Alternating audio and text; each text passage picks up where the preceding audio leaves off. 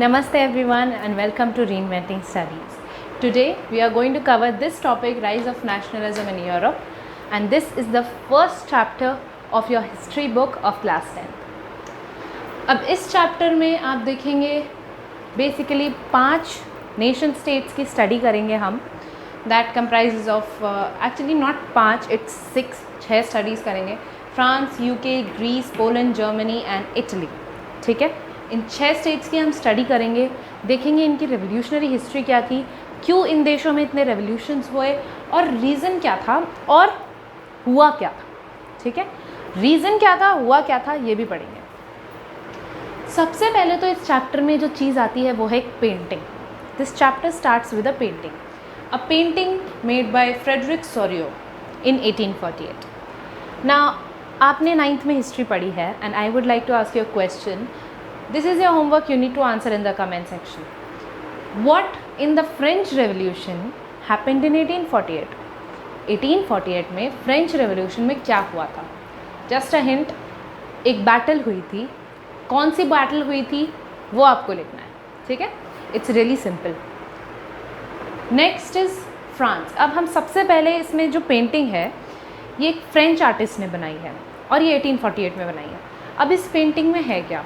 Now why I am telling you what is in the painting, because you will get a 4 or 5 marker picture based question in your board examinations. अभी तक का pattern यही था. It will change. If it will change, I will get you to know. Okay. Frederick Sorio ने painting बनाई थी. इस painting को अगर आप देखो नहीं, सिर्फ मतलब ऊपर से देखो, आपको इसका मतलब समझ में नहीं आए तो you will say that it's a mess. Because it's everything is compiled there and you are not able to understand anything. तो इस पेंटिंग को ढंग से पढ़ना ज़रूरी है. इस पेंटिंग में सबसे पहले एक चीज़ दिखती है हमको. From the clouds, from the haven, Christ is coming along with his angels and blessing upon the people of Europe and West. Why they are blessing upon these people? You will see. In the ground पे ये लोग क्या कर रहे हैं, एक statue रखा हुआ है with like this and this. It's holding one thing in its hand and the other in this hand. In this hand that statue, that female figure is holding a torch of enlightenment and in the other hand she is holding the charter of rights of man. इसी से आपको अंदाज़ा लग जाना चाहिए कि it's a statue of liberty. It's the statue of liberty. Statue of liberty को ये सारे देश के लोग जाके होमेज दे रहे हैं. What is homage? झुक के एक तरह से they are giving their respect to Statue of Liberty. Why they are doing so?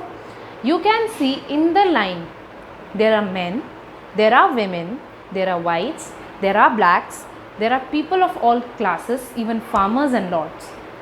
Now all class people together are going to pay homage. इससे हमें पता चलता है they are going towards democracy. अब अगर आप थोड़ा और नीचे ग्राउंड पे देखो सामने पेंटिंग में, तो आपको दिखेगा कि देयर रिमेन्स, वहाँ पे कुछ टूटी फूटी चीज़ें पड़ी हुई हैं, लाइक हेलमेट एंड तलवार और ये सब. हेलमेट और तलवार से आपको ये समझ आना चाहिए कि इट्स अ वॉर. वहाँ पे कोई वॉर हुई थी और वहाँ पे जो जिसके रिमेन्स पड़े हैं वो हार चुका है. तो वो रिमेन्स पड़े हैं एक्चुअली एब्सोल्यूटिस्ट इंस्टीट्यूशंस के.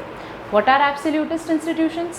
Well, a definition is given in your book, but still to get you it more explained, I'll tell you one definition. एक ऐसा इंस्टीट्यूशन, एक ऐसी गवर्नमेंट जो लोगों पर अपना अनरिस्ट्रिक्टेड मतलब कोई बंदिशें नहीं है, कोई प्रॉब्लम नहीं है, जितना राज करना है, जैसे राज करना है वो गवर्नमेंट करे जा रही है. मतलब कोई राजा है, ठीक है, एक राजा है, उसकी गवर्नमेंट है. ऑब्वियसली गवर्नमेंट तो राजा की ही सपोर्ट में रहेगी. वो मिलके टैक्स बढ़ाना चाह रहे हैं तो कभी भी टैक्स बढ़ा देते हैं. उनके खिलाफ कोई बोला वो उसको उठा के मरवा देते हैं. उनके खिलाफ कुछ ट्रेड यूनियन बनी वो उसको तोड़वा देते हैं, उन पे हाथ पैर चला देते हैं. तो these are absolutist institutions. Basically these are absolute monarchies. ठीक है, तो वो उस आर्टिस्ट का कहने का मतलब ये है कि जो एब्सोल्यूटिस्ट इंस्टीट्यूशंस थे उनको हमने हरा दिया. And these people, Europeans and people of America, are moving towards democracy. They are paying the homage to Statue of Liberty and showing there, you know, the feeling of oneness, the feeling of fraternity, the feeling of brotherhood, the feeling of having democracy. Okay, so this is what they're showing in this painting. Now इस painting को मैंने आपको इसलिए समझाया, picture based question आएगा, और they can ask you that what is the meaning of this painting, what is the female figure standing there. तो female figure is actually Statue of Liberty, who is actually people who are giving homage to it. पर आप ध्यान से देखो तो ये painting 1848 में बनी है ना. और ये जो नेशन स्टेट्स बने हुए हैं, जर्मनी, स्विट्ज़रलैंड, उसमें आप झंडे भी लगे हुए हैं, लोग अपने झंडे लेके जा रहे हैं. उसमें जर्मनी का झंडा है, स्विट्ज़रलैंड का झंडा है. पर तब तक तो जर्मनी बना ही नहीं था, जर्मनी 1848 में नहीं बना था. तो ये लोग ऐसे झंडे कैसे बना दिए? एक्चुअली उसने डेमोक्रेसी को पहले ही इमेजिन कर लिया है, उसने पहले से ही डेमोक्रेसी को इमेजिन कर लिया, तो उसने सबके झंडे दिखा दिए. राइट. जैसे भारत में जब हमारा झंडा बना हुआ था, हम तो खुद को आज़ाद मानते थे ना, भले ही ब्रिटिशर्स हम पे वो कहते हैं, हम तो खुद को आज़ाद मानते हैं, हम तो रेवोल्यूशन करे जा रहे हैं, तो हम अपने आप को तो उस झंडे से ही दिखाएंगे. That is the point. Right. अब इस चैप्टर में आगे हम पढ़ेंगे फ्रांस की, यूके, ग्रीस, पोलैंड, जर्मनी और इटली की हिस्ट्री. और इस चैप्टर के मैंने काफ़ी पार्ट्स बनाऊंगी, क्योंकि एक ही बहुत बड़ा चैप्टर है, एक ही वीडियो में डाल दूंगी तो आप सो जाओगे वीडियो देखते देखते, इतनी आपकी बोरियत फैल जाएगी. तो मैं आराम से आपको पूरा चैप्टर पढ़ाऊँगी, नो नीड टू वरी. पूरा सिलेबस आपका कराऊँगी मैं till your board examinations. Even when you will have your board examinations, उससे पहले I will give you some tips on how to write your answers, how to attempt the paper that you are giving. And believe me, board examinations are really easy. Don't make a fuss out of it.